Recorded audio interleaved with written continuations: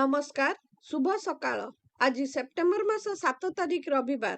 आपण मानक भल पाइबा और आशीर्वाद स्वरूप गोटे गोटे लाइक कर दियंतु एवं नुआ होइथिले चैनल को सब्सक्राइब करी पाखरे थिबा बेल आइकन को क्लिक कर दियंतु।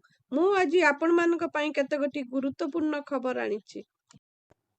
आजिर प्रथम खबर, बायोमेट्रिक उपस्थापन बाध्यतामूलक कले राज्य सरकार।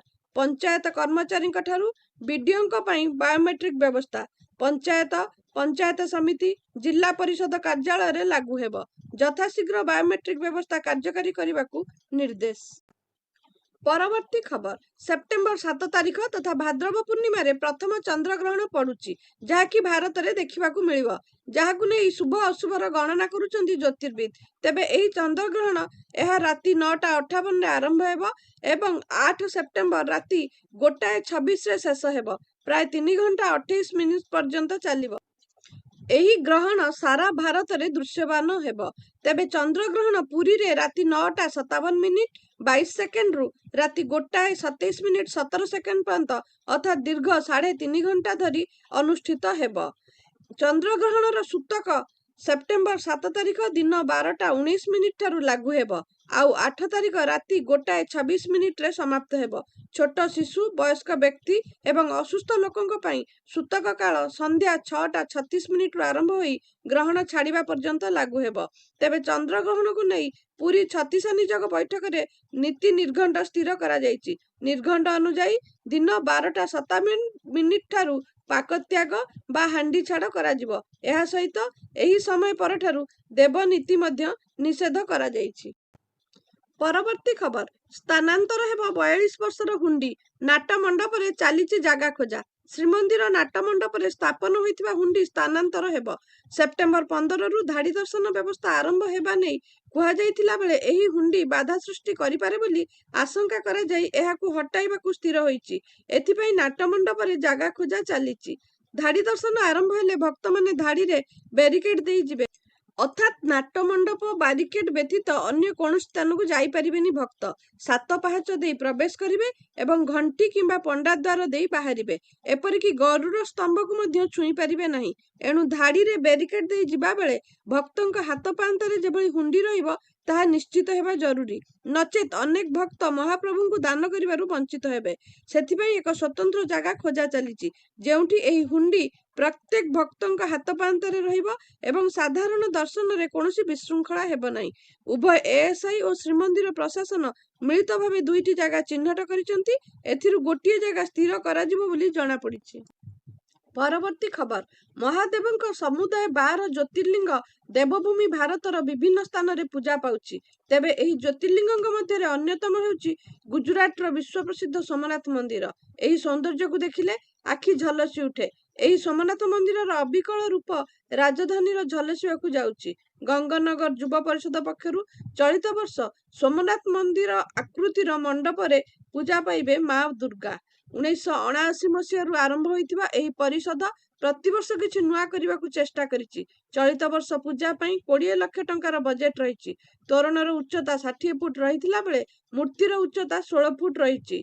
सेही परी भोगर मध्य स्वतंत्र व्यवस्था होइछि। काकरा, खीरी, खेचुड़ी, दही पगाळ आदि भोग लागिबो। परवर्ती खबर, ओडिशा सरकार पिपिली और कोणार्क मध्य यातायात समय को 90 मिनिट रु मात्र 30 मिनिट को ह्रास करिया पई एक बड़ रास्ता प्रकल्प को मंजूरी देइचंती। शुक्रवार पुरी जिल्लार रास्ता संयोगीकरण समीक्षा बैठक रे एही ग्रीन फील्ड कॉरिडोर योजना को चूड़ांत करा जाइछि। बैठक रे उपमुख्यमंत्री प्रभाती परिडा और आईन निर्माण और अबकारी मंत्री पृथ्वीराज हरिचंदन उपस्थित थिले। सूत्ररु जणा पड़िछि जे एही कॉरिडोर 40 किलोमीटर लंबा हेबो और 200 फुट चौड़ा 4 लेन विशिष्ट रास्ता भावे निर्माण हेबो।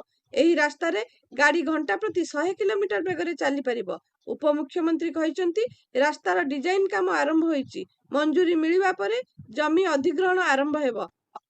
परवर्ती खबर, ओडिशा लिटरेरी फेस्टिवल ले मुख्यमंत्री का अभिभाषण। भाषा मानव सभ्यतार प्राणकेन्द्र। ओडिया हेउछि एक प्राचीन भाषा। ख्रीष्टपूर्व प्रथम शताब्दी बेलर खारବେलଙ୍କ हाथी गुंफा शिलालिपि रहिछि। तृतीय शताब्दीर धौली और जौगढ़ बौद्धपीठर विभिन्न उपादान रहिछि। बहु प्राचीन अभिलेख ତାମ୍ର ଫଳକ, ଅନୁଶାସନ, ପୁରୁଣା ପୋଥି ବି ରହିଛି। ବିଭିନ୍ନ ତାଳପତ୍ର ଖୋଦାରୁ ଆମ ଓଡ଼ିଆ ଭାଷା କେତେ ପୁରୁଣା ତାହା ପ୍ରମାଣିତ। ଅତିବଡ଼ି ଜଗନ୍ନାଥ ଦାସଙ୍କ ଭାଗବତ ଓଡ଼ିଶାର ଘରେ ଘରେ ପରିଚିତ ବୋଲି ମୁଖ୍ୟମନ୍ତ୍ରୀ କହିଛନ୍ତି।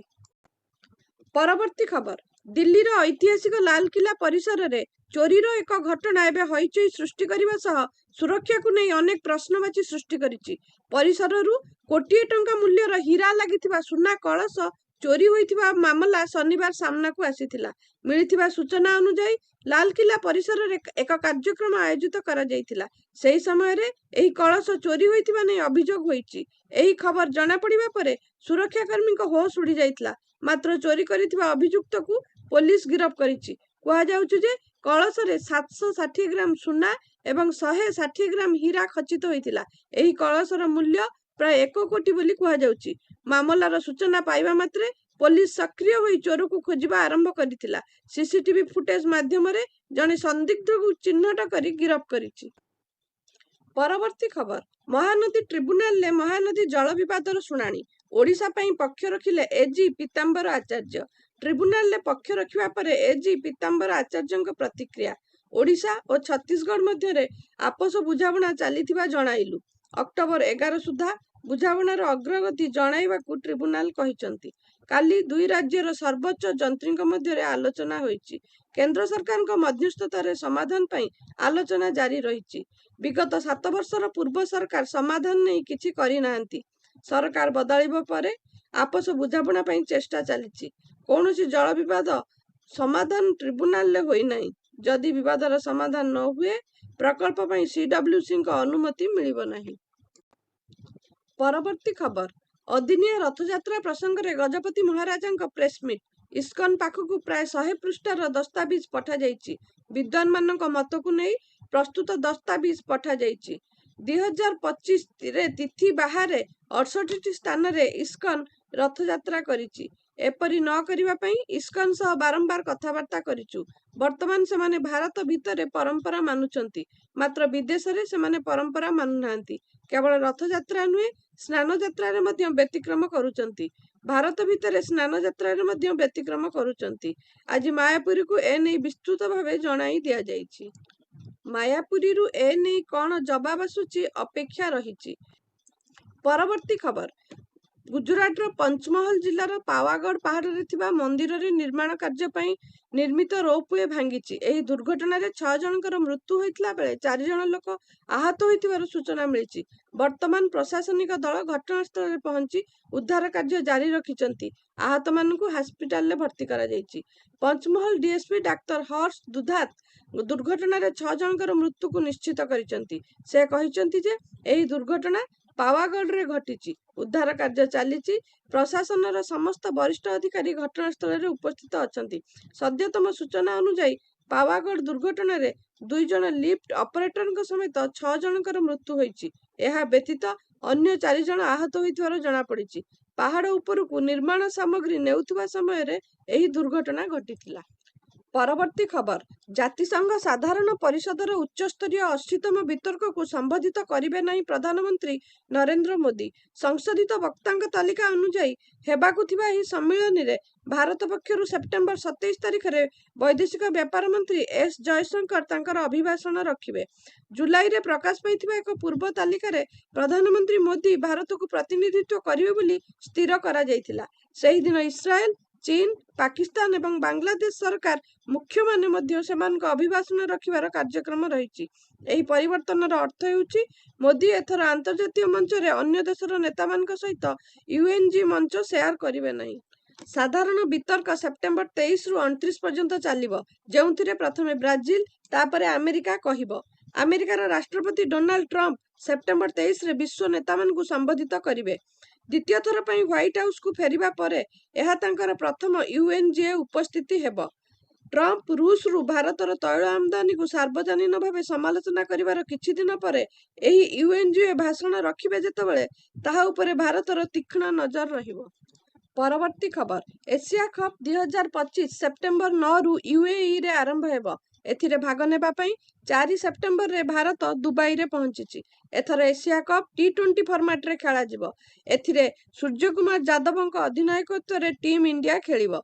2026ରେ ହେବାକୁ ଥିବା T20 ବିଶ୍ୱକପ୍ ପାଇଁ ପ୍ରସ୍ତୁତିକୁ ଦୃଷ୍ଟିରେ ରଖି ଏହି ଟୁର୍ଣ୍ଣାମେଣ୍ଟ ଟିମ୍ ଇଣ୍ଡିଆ ପାଇଁ ବହୁତ ଗୁରୁତ୍ୱପୂର୍ଣ୍ଣ ବୋଲି କୁହାଯାଇଛି। ଏସିଆ କପ୍ରେ ଫୋକସରେ ରହିବେ ଅନେକ ଯୁବ ଭାରତୀୟ ଖେଳାଳି। ତେବେ ଦୁବାଇରେ ପହଞ୍ଚିବା ପରେ ଭାରତୀୟ ଦଳ ମଧ୍ୟ ଏସିଆ କପ୍ ପାଇଁ ଅଭ୍ୟାସ ଆରମ୍ଭ କରିଦେଇଛନ୍ତି। ଖେଳାଳିମାନେ ଅଭ୍ୟାସ କରୁଥିବାର ଫଟୋ ସାମ୍ନାକୁ ଆସିଛି। ଭାରତୀୟ ଦଳର ସମସ୍ତ 15 ଖେଳାଳି ଦୁବାଇରେ ପହଞ୍ଚି 5 ସେପ୍ଟେମ୍ବରରେ ଆଇସିସି ଏକାଡେମୀରେ ଅନୁଷ୍ଠିତ ଦଳର ପ୍ରଥମ ପ୍ରାକ୍ଟିସ ସେସନରେ ଉପସ୍ଥିତ ରହିଥିଲେ। ଏସିଆ କପ୍ରେ ଟିମ୍ ଇଣ୍ଡିଆ ସେପ୍ଟେମ୍ବର 10ରେ ଦୁବାଇ ଗ୍ରାଉଣ୍ଡରେ ୟୁଏଇ ଦଳ ବିପକ୍ଷରେ ଟୁର୍ଣ୍ଣାମେଣ୍ଟରେ ପ୍ରଥମ ମ୍ୟାଚ୍ ଖେଳିବାକୁ ପଡ଼ିବ। ଭିଡିଓଟିକୁ ସମ୍ପୂର୍ଣ୍ଣ ଦେଖିଥିବାରୁ ଆପଣଙ୍କୁ ବହୁତ ବହୁତ ଧନ୍ୟବାଦ। ଆଜି ପାଇଁ ଖବର ଏତିକି। ନମସ୍କାର।